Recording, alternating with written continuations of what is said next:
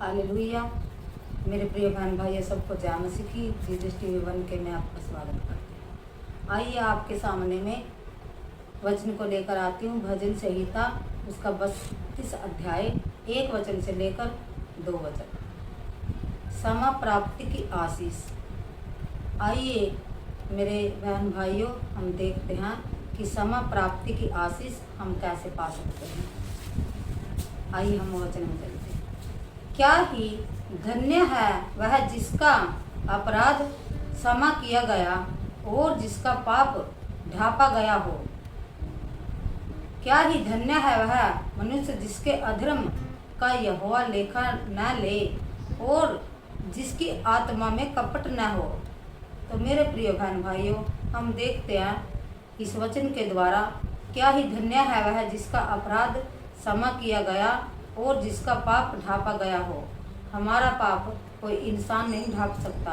हमारा पाप वो ढांपता है जिसने हमें बनाया है, जिसने हमें मिट्टी से उठाकर और उसने एक बुत बनाया और उसके अंदर अपनी सांसें दे दी। उस परमेश्वर ने हमें बनाया है और वही हमारे अपराधों को ढांप सकता है। और जब वो किसी के अपराधों को ढांपता है तो वो मुड़कर देखता नहीं। जब परमेश्वर एक बार क्षमा करता है तो दोबारा वो दंड नहीं देता। 2 वचन में कहता, क्या ही धन्य है वह मनुष्य जिसके अधर्म का यहोवा लेखा न ले। धन्य है वह मनुष्य जिसके अधर्म का यहोवा लेखा न ले, यानी कि वो उन अधर्मों का फिर लेखा नहीं लेता जिसे वो ढांप देता है। और जिसकी आत्मा में कपट न हो। उस मनुष्य की आत्मा में कपट भी नहीं होना चाहिए मेरे प्रिय बहन भाइयों। जब यहोवा लेखा नहीं लेता तो उसकी आत्मा में कपट नहीं होना चाहिए, तो उसकी आत्मा भी साफ होनी चाहिए। जब हमारा परमेश्वर हमें क्षमा करता है तो हमें अपनी आत्मा को भी साफ रखना है। कोई कपट नहीं रखना, किसी के विरुद्ध में हमें कोई पाप नहीं रखना। यहाँ पर वचन कहता है, और जिसकी आत्मा में कपट ना हो। तो हमारी आत्मा भी साफ होनी चाहिए। जब हम किसी पर इल्ज़ाम लगाते हैं और हम उससे दिल से उसे क्षमा कर देते हैं तो हमें उसके खिलाफ कोई कपट नहीं रखना चाहिए। हमें दिल से माफ़ करना चाहिए, क्योंकि हमारा परमेश्वर हमें यही सिखाता है। हमें क्षमा करना सिखाता है। जैसे वो हमें क्षमा करता है ऐसे हमें भी अपने अपराधियों को क्षमा करना है। और धन्य है जिसका अपराध क्षमा किया गया हो।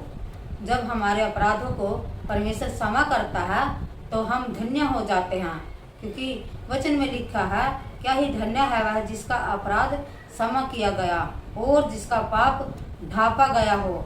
जिसके अपराध को यहोवा परमेश्वर ढांप देता है वो कभी भी मुड़कर उसको नहीं देखता।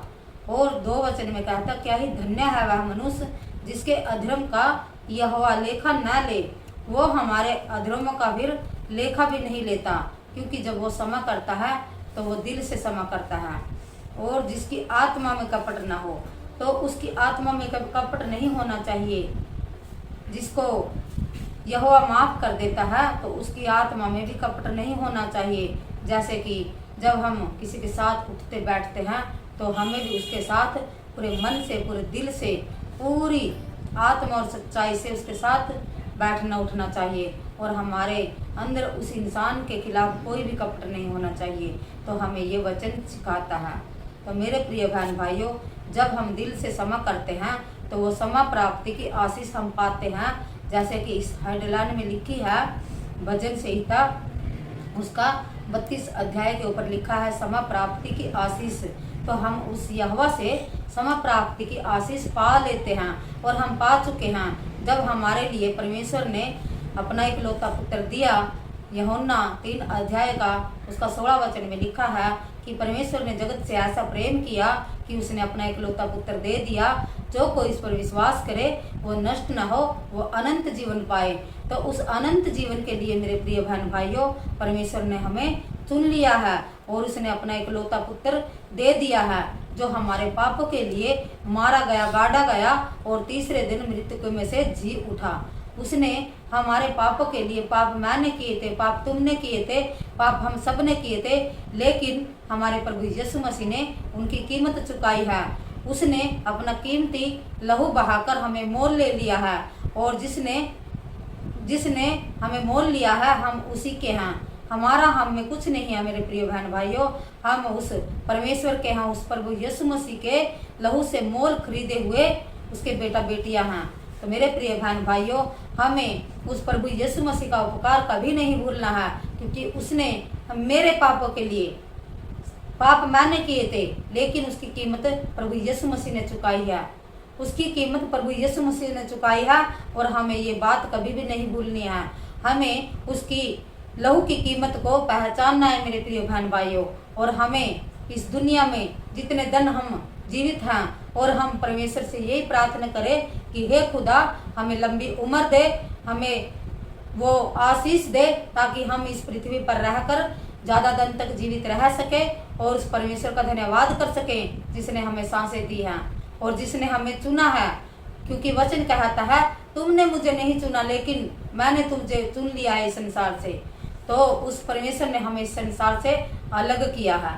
तो मेरे प्रिय बहन भाइयों, हमें उस परमेश्वर पर पूरी रीति से, पूरे मन तन से विश्वास करना है, और हमें औरों को भी ये सिखाना है कि हम उस परमेश्वर पर विश्वास करते हैं, ताकि हमें देखकर लोग बदले, हमारी चाल चलन से देखकर लोग बदले, और लोग प्रभु यीशु मसीह को मानने पाए। क्योंकि पवित्र है प्रभु यीशु मसीह, और हमें भी पवित्रता के साथ उसमें चलना है। हर दिन हमें अपने आप की, जो हमारी अंदर की कणियां हैं हमारे शरीर की, हमें हर दिन उनको मारना है।